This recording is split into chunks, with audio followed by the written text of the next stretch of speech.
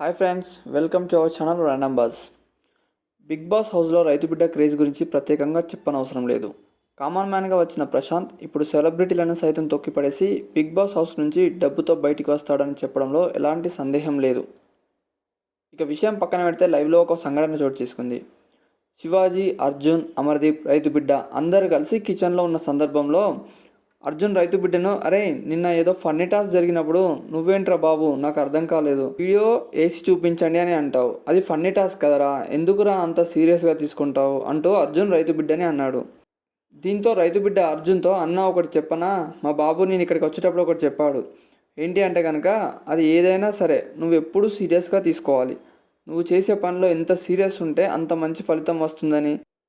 అందుకే నేను funny task అయినా సీరియస్ టాస్క్ అయినా లాస్ట్కి నాగార్జున సార్ వీకెండ్ వచ్చి ఏదైనా టాస్క్ ఇచ్చినా సరే నేను ఓడిపోవాలని చూడను.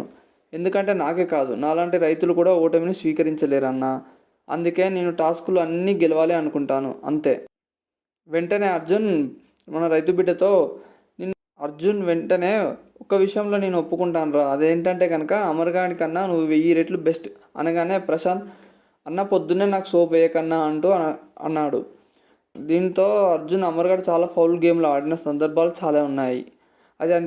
అది తప్పు అని చెప్పిన వాడు ఇప్పటికి కూడా అది ఒప్పుకోడు. ఒకసారి సీరియస్గా ఫౌల్ గేమ్ అని, ఒకసారి సిల్లీ ఫౌల్ గేమ్ అని హౌస్లో క్వశ్చన్స్ మంచి మాట్లాడమే సరిపోయింది. ఇది ఆడియన్స్కు కూడా తెలుసు. కానీ నువ్వు వచ్చిన నుంచి నీ కష్టాన్ని నమ్ముకొని నువ్వు ఆడే విధానం చూస్తే చాలా చూడముచ్చట వేస్తుందిరా. కానీ ఒక్క విషయం, నేను చెప్పేటప్పుడు మాత్రం నువ్వు తీసుకోవు అంటూ ఉంటే, అలా ఏమీ లేదన్నా, నాకు చెప్పే విధానం నచ్చాలి అంతే అని అన్నాడు. ఇక తప్పు ఉంటే నేను ఒప్పుకుంటాను, ఎందుకంటే శివాజీ అన్న చెప్పే విధానం బాగుంటుంది, కానీ మిగిలిన వాళ్ళు ఏదో ఎక్కడో కొట్టినట్టు మాట్లాడతారు అంటే. ఇంతలో పక్కనే ఉన్న అమర్ మీరు వాయించుకుంటూ నన్నెందుకు మధ్యలోకి లాగుతారు అనుకుంటూ అక్కడి నుండి వెళ్ళిపోయాడు. ఇలాంటి మరిన్ని బిగ్ బాస్ అప్డేట్స్ కోసం మా ఛానల్ని సబ్స్క్రైబ్ చేయండి, అలాగే లైక్ షేర్ చేయడం మర్చిపోకండి.